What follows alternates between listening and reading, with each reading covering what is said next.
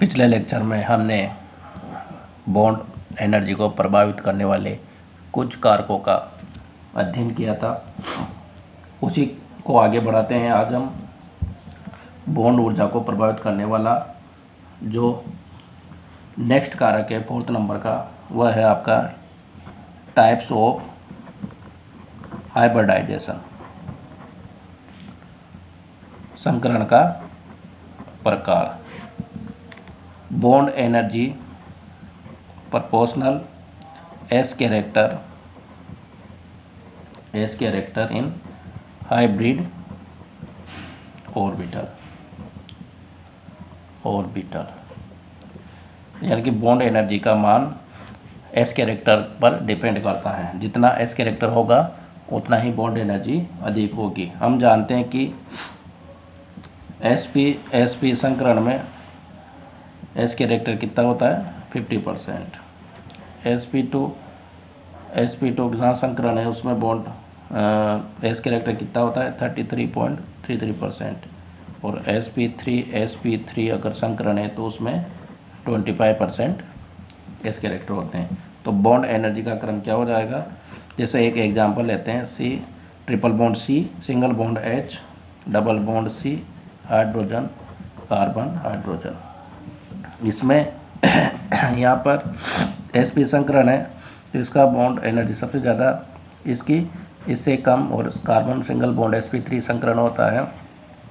इसमें sp3 संकरण पाए जाने के कारण इसमें इसकी बॉन्ड एनर्जी वह सबसे कम होगी। नेक्स्ट है आपका लोन पेयर ऑफ इलेक्ट्रॉन,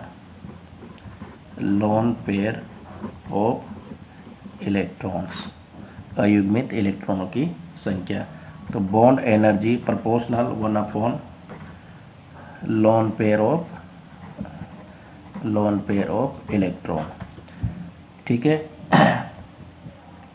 एक एग्जांपल लेते हैं, कार्बन सिंगल बॉन्ड कार्बन, या फिर नाइट्रोजन, ऑक्सीजन, F और F।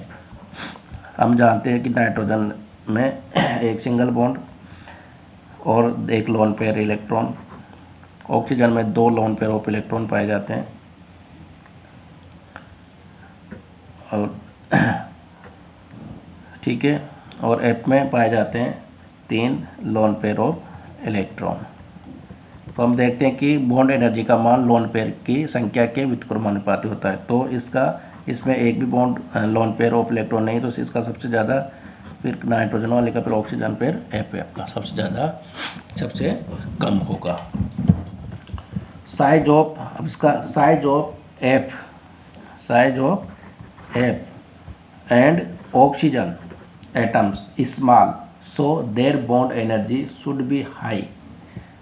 स्मॉल आकार के होते हैं तो इनकी बॉन्ड एनर्जी हाई होनी चाहिए, but it is actually less due to lone pair of electrons present on F and O atoms which repel each other in F and oxygen. हमने देखा था कि परमाणु की साइज कम होती है तो उसकी बॉन्ड एनर्जी अधिक होती है। तो ऑक्सीजन फ्लोरीन की साइज कम होती है, परंतु इसमें क्या होता है कि इसमें 2 लोन पेयर ऑफ इलेक्ट्रॉन पाए जाते हैं और इसमें 3 लोन पेयर ऑफ इलेक्ट्रॉन पाए जाते हैं, तो इनके मध्य रिपल्सन होता है। बॉन्ड पेयर लोन पेयर में रिपल्सन होने के कारण इनकी एनर्जी कम हो जाती है। लास्ट है आपका नेचर ऑफ बॉन्ड।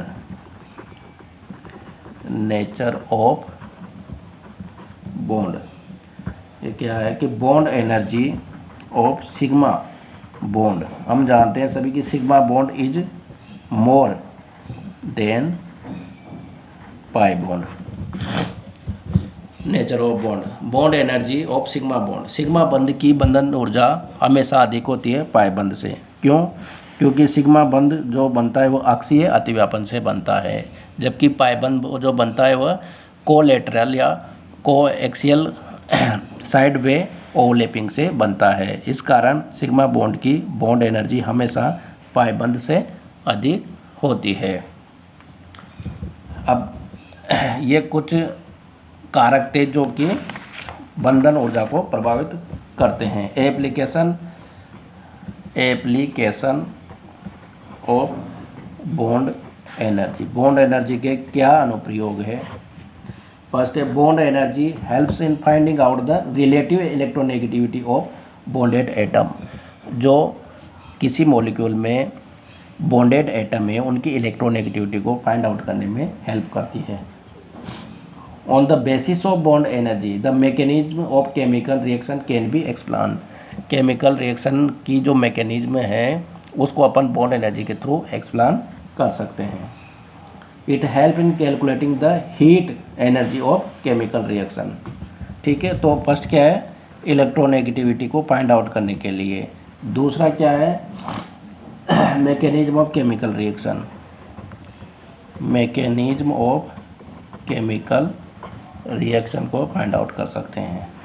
थर्ड है calculating the heat of energy, calculating the heat of energy, heat of energy, energy of chemical reaction, chemical reaction. ये कुछ बॉन्ड एनर्जी के एप्लीकेशन थे।